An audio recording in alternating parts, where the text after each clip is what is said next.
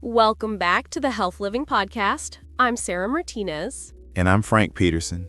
And before Sarah gets all fancy with her intro, I just want to say I'm sitting here in my favorite chair that's probably older than some of our listeners, and my back is already complaining. Which is perfect for today's topic, actually. Frank, that chair needs to go. Dolores has been telling me that for 3 years. The thing is, it's perfectly molded to my body now. It's like breaking in a good pair of shoes, except it's furniture. Oh my God, you sound exactly like my dad. He had this recliner that was basically held together with duct tape and denial.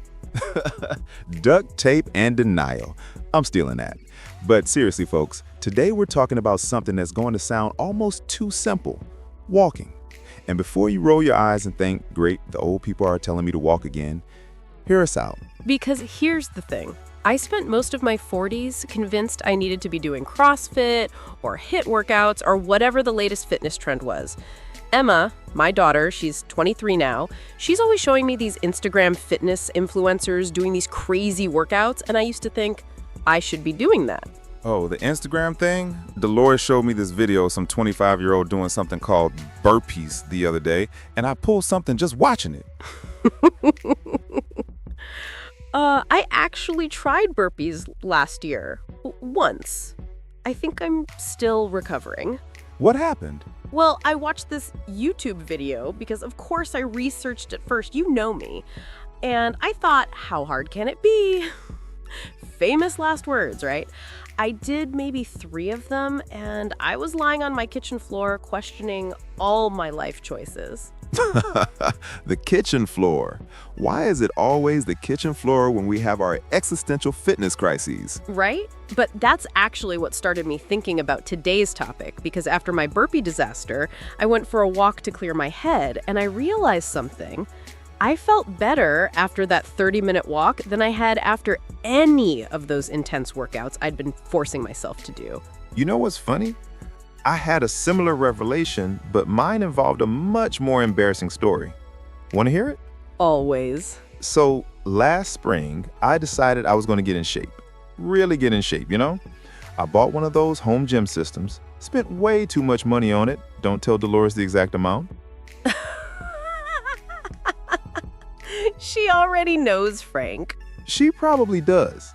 Anyway, I set this thing up in the garage, and I'm doing these intense workouts, feeling very proud of myself, until one day I threw out my back so badly that I couldn't get off the toilet without help. Oh, no.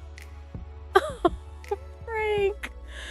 I had to call Dolores, and she had to come home from work to basically pull me off the toilet. Not my most dignified moment. And you know what she said to me while I'm sitting there with an ice pack on my back? What? She said, "You know, honey, maybe you should just go for walks like Mrs. Henderson next door. She's 78 and she can still touch her toes." Dolores is wise. She is. And Miss Henderson really can touch her toes. It's impressive and slightly infuriating. So that's point number 1 for our listeners today. Walking doesn't injure you. I mean, unless you're walking into trees or something, which actually, Frank, haven't you done that? Twice, but I was looking at my phone both times, so that's on me. But yes, walking is remarkably injury-free compared to these high-intensity workouts that seem designed to break people our age. And here's what I discovered when I actually started researching this, because you know I can't just accept something without diving deep into the studies. The research on walking is actually incredible. There's the study from Harvard that followed over 70,000 women for 24 years. 24 years? That's longer than some marriages. Longer than my first marriage, that's for sure.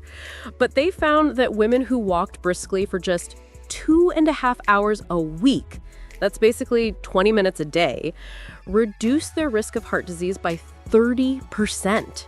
30%? That's better than my cholesterol medication. And walking doesn't give me weird dreams about talking fish. You have dreams about talking fish? The statins, Sarah, they give me the weirdest dreams. Last night, I dreamed I was having a conversation with a salmon about retirement planning. What did the salmon say? It told me to diversify my portfolio. Even my dream fish are giving me financial advice now. That's actually not bad advice. But back to walking, because this is important. Another study found that people who walked regularly lived an average of 7 years longer than those who didn't. 7 years? That's enough time to see my grandkids graduate college. If I ever have grandkids, no pressure kids, but Grandpa Frank wants to stick around. And here's point number 2, and this might surprise people. Walking burns more calories than you think. I used to assume that because it felt easy, it wasn't doing much. But a 150-pound person burns about 300 calories during an hour-long walk. That's like, how many donuts is that? Frank, you can't measure everything in donuts. Watch me. But seriously, 300 calories is significant. That's basically undoing that afternoon snack I definitely didn't eat. Don't tell Dolores about the cookies. Your secret's safe with me, but here's what's really interesting. Walking doesn't spike your appetite the way intense workouts do. When I used to do those brutal gym sessions, I'd come home starving and eat everything in sight. Oh, the post-workout binge. I know it well. After my garage gym disasters, I'd convinced myself I'd earned a large pizza. I worked out for 30 minutes. I deserved 2,000 calories of cheese and pepperoni. The math never worked out, did it? Not even close. But with walking, I come home feeling good. Maybe a little hungry, but not like I need to eat everything I can see. And that brings us to point number 5. Walking is sustainable. This is huge, folks. I can walk every day without destroying my body or my schedule. Right?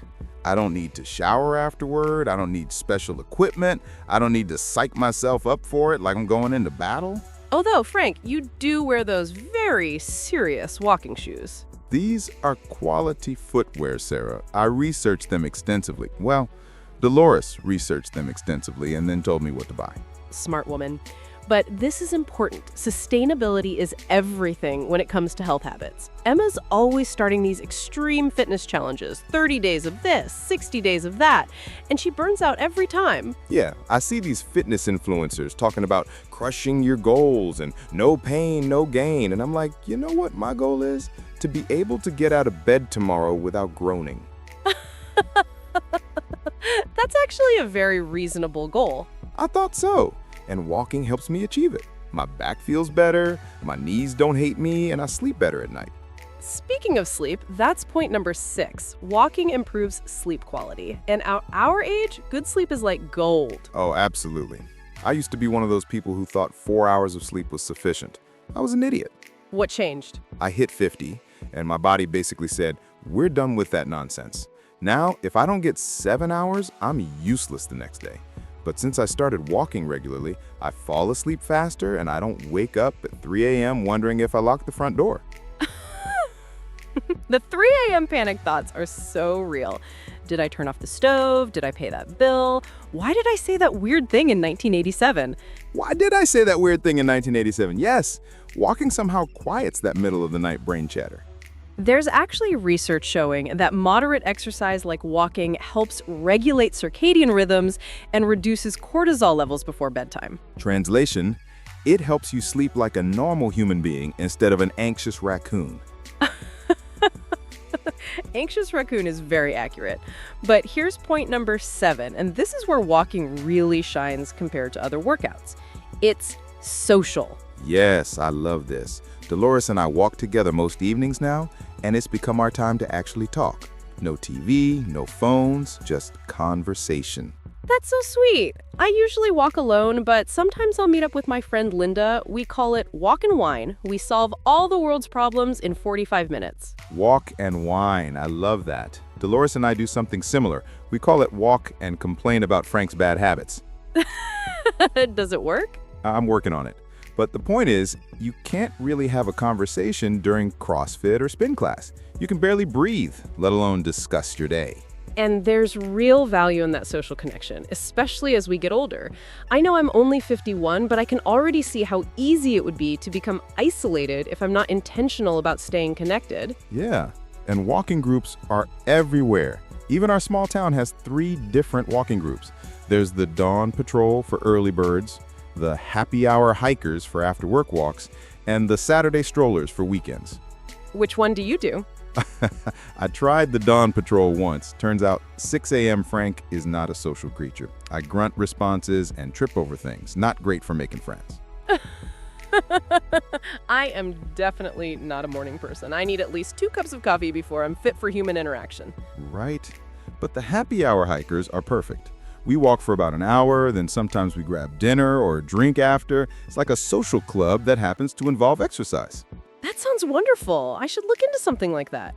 Emma's always telling me I need to get out more and make new friends. Kids think it's so easy to make friends as an adult. Like we can just walk up to random people and say, "Want to be friends?" Actually, wait, that's basically what walking groups are. That's true.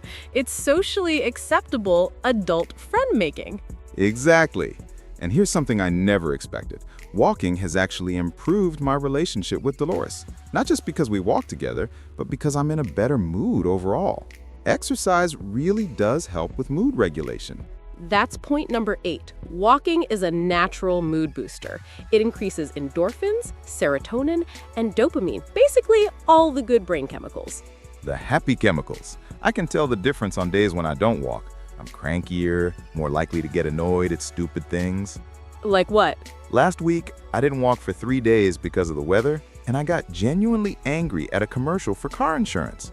A commercial, Sarah. Which one? The one with the talking gecko? I found myself yelling at the TV. Why would I take financial advice from a lizard? Dolores just looked at me and said, "You need to go for a walk."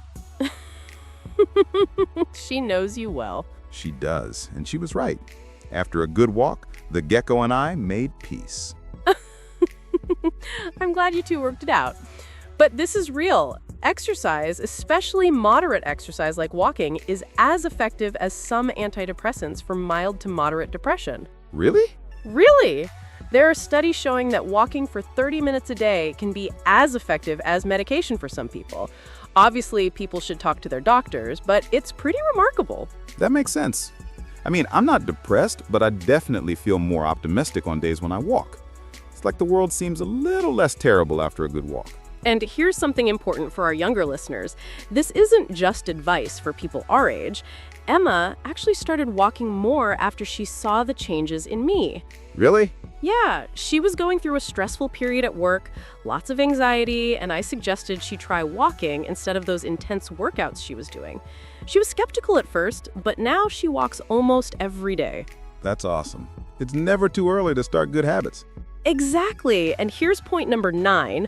Walking is free therapy, free medicine, and free entertainment all rolled into one. Free entertainment? Oh yeah, I see the most interesting things on my walks. Last week, I watched a woman have a full conversation with her cat while gardening. The cat was very attentive. I love that. I saw a guy walking his pet pig the other day. Not joking, an actual pig on a leash. A pig? His name was Kevin. The pig, not the guy. I asked. Of course you asked. But see, when would you have a conversation about someone's pet pig, Kevin, if you were stuck in a gym? Never. Gyms are very serious places. No pig talk allowed. And here's our final point, number 10. Walking gives you time to appreciate where you live. I've been in my neighborhood for 8 years, but I didn't really know it until I started walking regularly. Yes, I discovered there's a family 3 streets over that has the most beautiful garden. I never would have seen it driving by in a car. Right? And I've gotten to know my neighbors better just from walking by and saying hello. Mrs. Chen always waves from her porch, and Mr. Rodriguez lets me pet his dog Buddy. It's like rediscovering your own neighborhood. Plus, you start to notice seasonal changes more. When you walk in the same route regularly, you see the trees budding in spring, the flowers blooming in summer, The leaves changing in fall. the complete and utter bleakness of winter. But even that has its own beauty. You make winter sound so appealing, Frank. I try. But seriously, folks, here's what we want you to take away from today. You don't need to punish yourself to be healthy.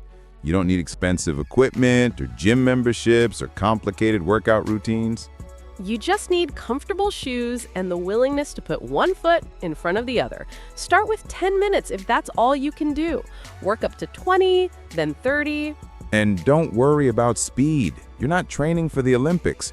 You're training for life. Speaking of life, I have to share one more story. My dad is 78 now, and he's been walking every day for the past 15 years. Last month, his doctor told him he has the cardiovascular health of someone 20 years younger. That's incredible. And when I asked him what his secret was, he said, "I just kept walking. That's it. No magic formula, no special diet, just consistency." I love that. I just kept walking. That should be on a t-shirt. We should make merchandise. The Health Living Podcast. We just keep walking. I'd wear that shirt. But here's the thing. We're not trying to sell you anything except the idea that taking care of yourself doesn't have to be complicated or expensive or painful. And it doesn't have to wait until you're ready or until you figured out the perfect routine. Emma's always saying she'll start exercising when she has more time, when she's less stressed, when work calms down. When the stars align and Mercury is no longer in retrograde. Exactly. But there's never a perfect time. There's just today. And today, you can walk. Even if it's just at the end of your driveway and back, even if it's just around your living room. Movement is movement. And here's something we haven't mentioned. Walking is meditation in motion. When I'm walking, especially in nature, I feel more connected to everything. It's like a reset button for my brain. Yes, and you don't need mountains or forests. I do some of my best thinking walking through our suburban neighborhood. There's something about the rhythm of walking that just calms everything down. It's like our brains were designed for walking, which evolutionarily speaking, they probably were. We've been walking for thousands of years, but we've only been doing burpees for 10 minutes? Historically speaking? 10 minutes too long, in my opinion. Agreed. So, folks, here's your homework for this week. Go for a walk. That's it. Don't overthink it. Don't research the perfect route or the optimal time of day. Just walk. And pay attention to how you feel before and after. I bet you'll be surprised. And if you see a man talking to a pet pig named Kevin, say hello. We're friendly people, us walkers. That's going to be a very specific encounter. You never know. The walking community is full of surprises. It really is, and that's what we love about it and about this stage of life, honestly. We're old enough to stop caring about looking cool and young enough to still enjoy moving our bodies. Speak for yourself, I'm still very cool. Dolores tells me so regularly. I'm sure she does. All right, folks, that's our show for today. If walking is more powerful than half the workouts you see online, what does that say about all those expensive supplements we're taking? Ooh, that's a good transition, Sarah. Because next week we're talking about something that might shock you. Your multivitamin probably isn't helping you. In fact, it might be making things worse. We'll dig into the science, share some stories about our own supplement disasters. I have so many supplement disasters. Frank has enough supplement disasters for a whole separate podcast, but we'll help you figure out what you actually need and what's just expensive urine. Expensive urine. That's a great way to put it. But seriously, folks, the supplement industry has some explaining to do, and we're going to get into it. So make sure you're subscribed to the Health Living Podcast so you don't miss next week's episode. And if you enjoyed today's show, please like and also leave us a review in the comments section. It really helps other people find us. Plus, we love reading them. Even the ones that point out my pronunciation mistakes. Especially those ones. I'm a work in progress, what can I say? We all are, Frank. We all are. Until next week, keep walking, keep learning, and keep taking care of yourselves. And remember, you don't have to be perfect. You just have to keep going. I'm Sarah Martinez. I'm Frank Peterson. And this has been the Health Living Podcast. Now go for a walk. Doctor's orders. Well, not real doctors, but you know what I mean. Goodbye, everyone.